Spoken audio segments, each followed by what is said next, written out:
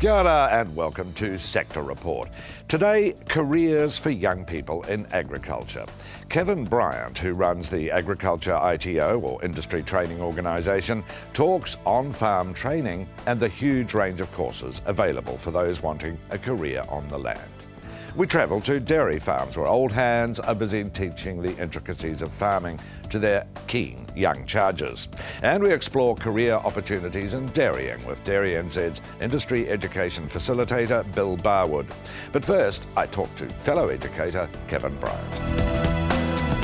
Well, Kevin, welcome back to Sector Report. Thanks, John. Now, just to begin with, and it's always handy to go over some old territory occasionally, can you give me a thumbnail sketch of Agriculture ITO 101, I suppose, I guess. I mean, how long has it been around? How does it work? Okay, Ag ITO has been around for about 40 years and had its roots in the old Federated Farmers Farm Cadet Scheme. So that's where we had our roots. Yeah. And we've had lots of morphing over the years. Yeah. What we are is a not-for-profit organisation. We represent a partnership between government and industry. And our responsibility is to work with farm owners, managers and their staff, dealing with setting up programs which meet the needs of both those individual farms and the people on the farms, developing qualifications with industry and managing the quality around those qualifications to ensure they are consistent, they're relevant and they're fit for purpose.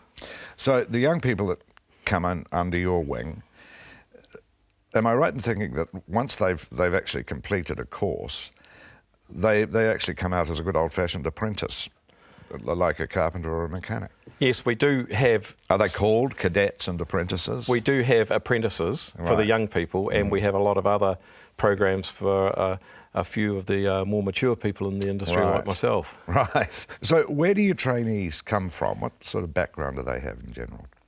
Well, it's a real mixed bag, actually, and it's certainly not just from farms, because there's simply not enough people living on farms anymore to meet the need in the industry.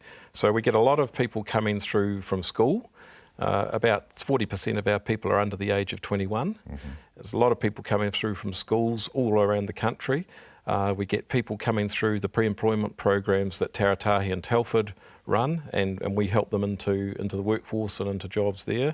And we've got a large number of people entering at that more senior level who are career changers. We've got policemen and we've got firemen and we've got bankers, people who are actually consciously moved out of town and into the country and are bringing their skills with them. Right. So they're looking at some kind of management, farm management position. And they move into management roles, yes. So it's a real mixed bag. So how many people a year would you welcome into your arms? Every year there'd be around about 3,000 to 4,000 new people. That's a lot of people learning about agriculture, isn't it? And adding to that, there's at any one year there's around 8,000 people who are actually learning. So those that are continuing their learning, as well as the new people every year. Yeah. So if we can just look at your sort of suite of qualifications. There's the National Certificate in Agriculture. Is that the big one? The national certificates in agriculture, and they operate at various levels through from the new recruit onto the farm right through to the supervisory and entry into management level. Right. And then we've got national diplomas. Those are the core programs. So those are the two core programs. And we attach to that a series of more specific subject matter oriented programs which are delivered by industry experts. Right. So things like mastitis, for example, is a program that's just been launched, mastitis management, which we developed up with Dairy NZ and Fonterra. That one there is actually delivered using the support of vets, so that we get the best brains in the industry helping people get the best practice. You must have a pretty broad range of specialisations, though. I mean, there's piggeries, poultry, even aquaculture. I don't know if you go that far into the water. Not yet. But so you've got this diploma, and below that, if you like, the national certificate. That's how it works. Absolutely, and really it's a range of national certificates that we offer. Some of them are very short duration and some of them are slightly longer duration.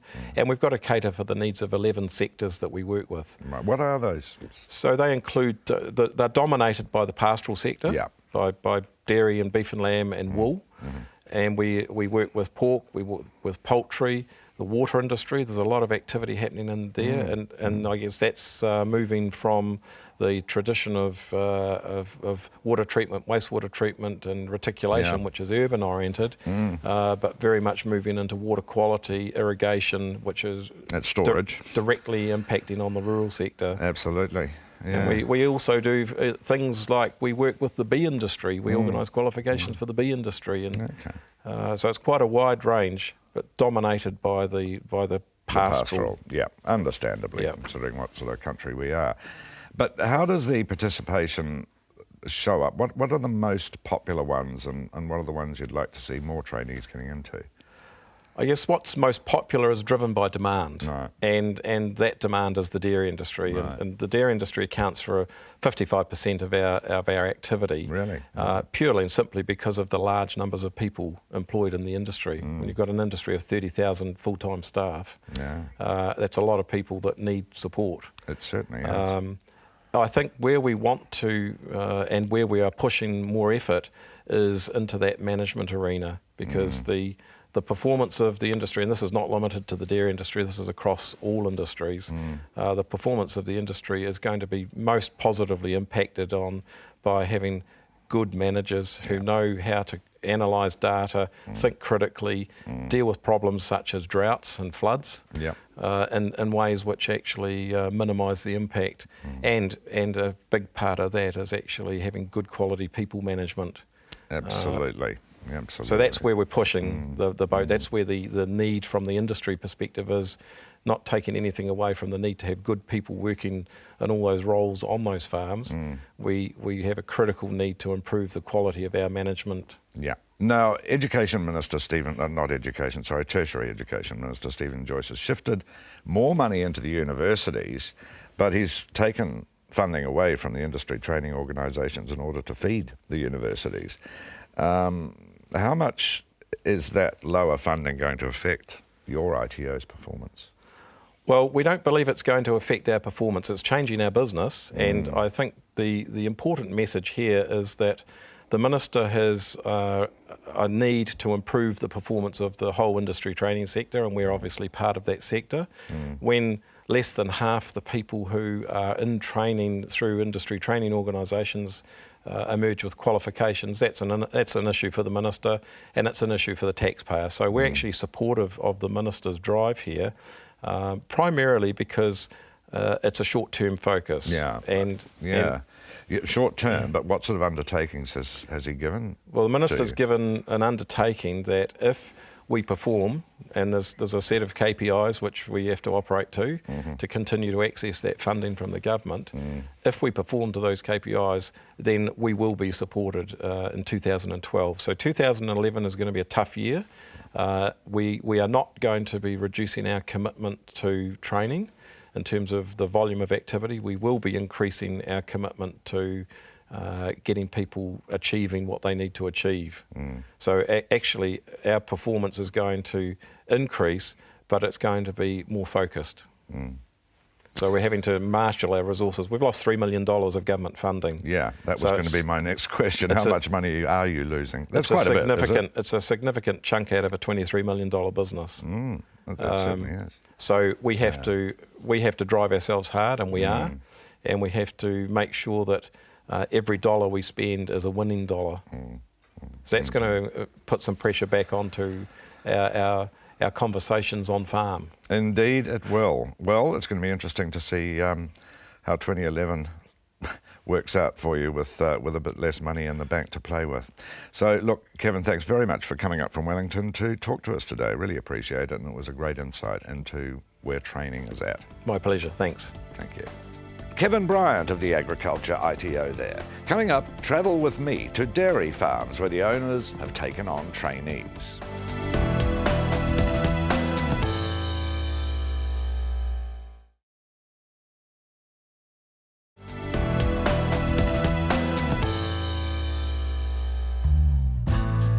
For this field report on training for a farm career, we visited Anthea Rolfe on Bryce Johnson's dairy farm just south of Auckland, and to the north near Welsford, Jordan McGranahan on Greg McCracken's 470 cow farm.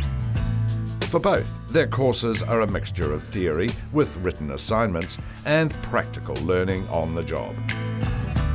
When we called, Jordan was learning the tricky job of how to put in a fence post with a small pile driver and make sure it's perfectly vertical without the help of a spirit level. Just use your visual eye and just make sure it's 90 degrees to ground level. So imagine the ground being dead flat, you want the post exactly 90 degrees. Adjust it as you go. Yeah. Don't just set it to start off with and then thump away quite happily, because by the time you get to the end she'll be crooked. So as it's going down, every so often just stand back, have a good look at it from this angle. Also from around here, you want the same thing here. Imagine the ground flat, it's got to be 90 degrees. We don't want the post on an angle, otherwise it's going to look horrible.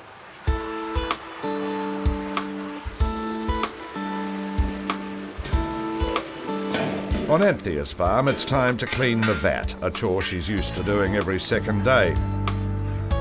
And she's learning the routines for mating time, so it's time to work out what to do with the bulls. On Saturday though, I'm only using that one bull though, eh? Just that Ayrshire one there, which is him there. Oh, okay, well, that's pretty easy then.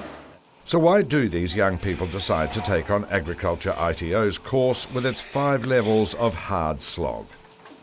It's just to basically fill in the blanks. Like, you learn a lot on farm and you can always ask questions, but it's just good to get the technical side of it, a bit more of a background as to why you do things and the consequences of what happens if you don't do something properly. Yeah. It's in different levels, so depending on how long, like what experience you have, depends on where you start, but each level takes about a year, I think it is. Yeah, it depends on sort of if you see it through the whole way and how committed you are. I'd done a year on a farm already, and I had heard from Greg about this thing and how it's more advanced than just going to your course once a week or whatever. And they come out and they set goals for you and help you work through your things and give you a bit of a ruck up now and then if you're not up to standard. But yeah, it's a lot more help. So you're learning more this way about farming, yeah. The practicalities as well as the theory. Yeah, exactly, yes.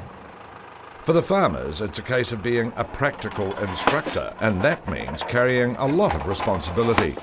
You have to be on the ball, because I mean, if you're not, I mean, the boys are coming back and telling you things, and I've been pulled up a few times too on changes and the way things have been done, and versus the way that I've done things too. I've been sort of taught how to do things, but times have changed, and we certainly do things differently now, and a lot of times it's actually the boys coming back and saying that they've talked to other boys or the tutors have mentioned this, and we should give it a go, and so for me it's just as beneficial.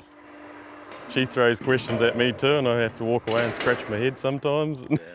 Like, then she pulls the books out, then we both have a look at it, and yeah, that's quite good.